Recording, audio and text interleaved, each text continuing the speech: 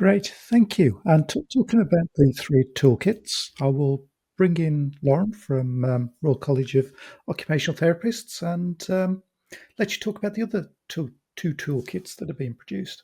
Thanks so much, Paul. Hi, everyone. Yeah, I'm Lauren. I'm an occupational therapist, surprise, surprise, and I'm a professional advisor at the Royal College of Occupational Therapists. And I have to say, I'm feeling a little bit smug sitting here listening to those presentations because I was part of the team at RCOT who kind of really pushed to bring this project to fruition. And I think I want to use my time with you all to talk a bit about the operational toolkit and the practitioner toolkit, but also really just to kind of pull together some of what Rachel and Joe and Shane and Jill have already said in order to demonstrate why RCOT has commissioned this work and why now is the right time to be doing it.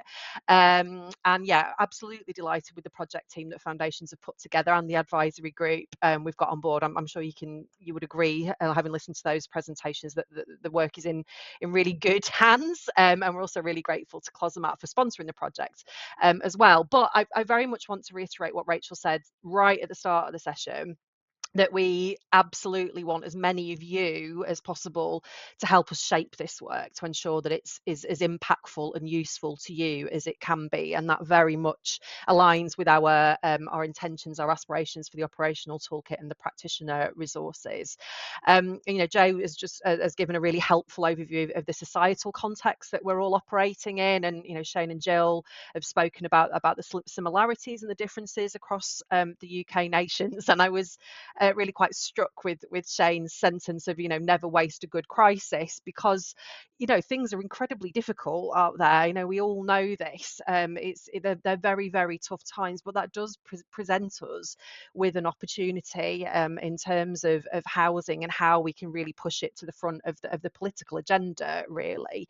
And without wishing to teach any of you to suck eggs, there is a huge amount of pressure on local authorities and housing services and health services to do one heck of a lot with really very little. And regardless of what your profession is, and one of the brilliant things about these Foundations live events is that we do get such a great cross section of people who are interested in and passionate and involved with housing in lots of different ways.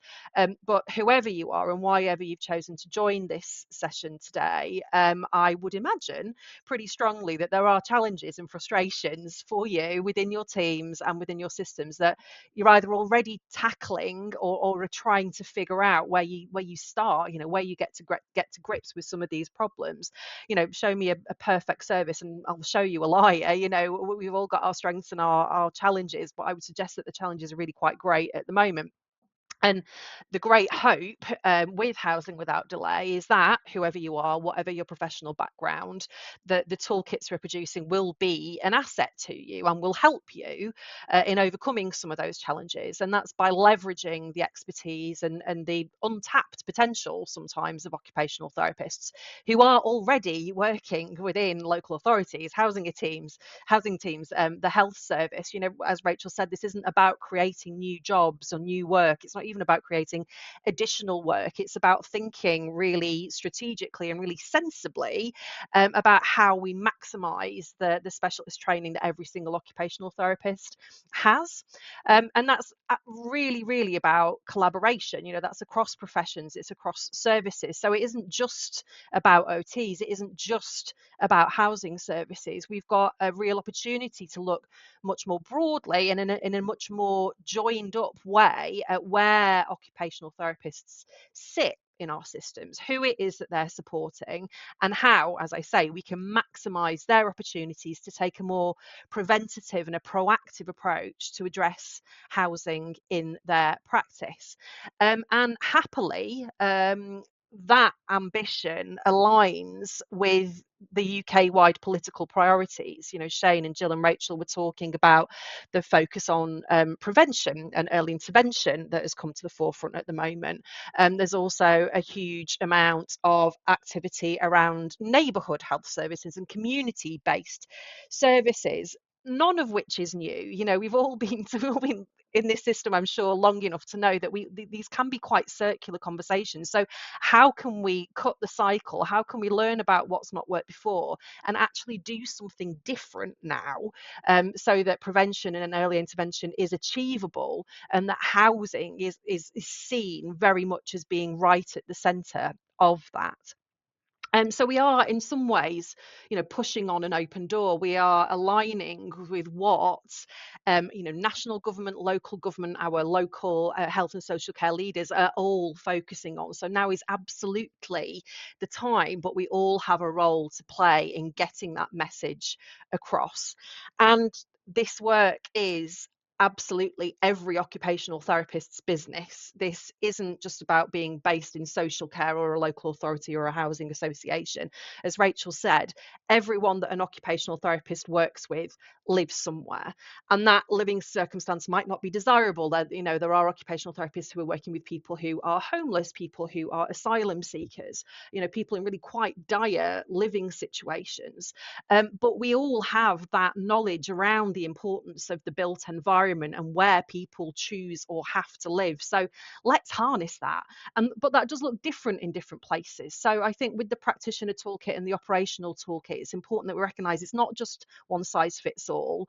There will be different approaches and kind of like different levels, I guess, of intensity in some way in terms of how occupational therapists intervene, because the opportunities that an occupational therapist who's supporting someone to be discharged from hospital has around housing is very different to an occupational therapist who is based within a local authority every day of the week, involved with major adaptations and accessible housing design. But there is a part that all of them can play. The same with occupational therapists working in mental health services, especially I think for people who have maybe had an inpatient stay within a mental health hospital. The transition of coming back out into the community and needing to manage a tenancy, to pay bills, to do all of that stuff, that kind of day-to-day stuff can be absolutely enormous.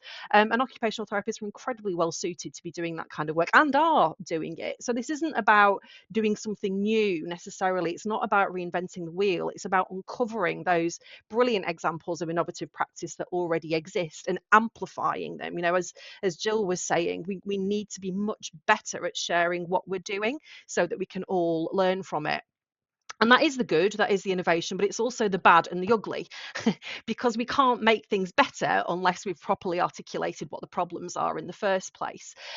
So yeah, to really drill home what Rachel was saying, please tell us what you're up to. Please tell us what's working, what's not working, what is keeping you awake at night. What are the pressures that are being put on you as a manager, as someone who's on the front line doing the doing, and how might these toolkits help to make your lives a little bit easier.